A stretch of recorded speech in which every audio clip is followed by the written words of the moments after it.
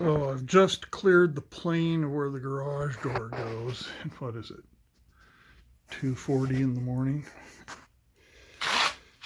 This is how you move a 4,500 pound mill across the floor. I've got a cheap automotive winch attached to some channel to keep the thing straight, attached to a chain that goes to an anchor that I put in. This is the third anchor I put in the floor. I don't know if you can see it here, but they keep shearing off.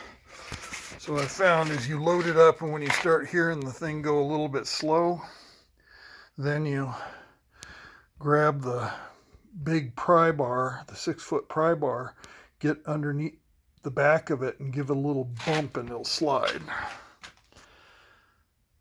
Nothing but fun. But it's in the garage.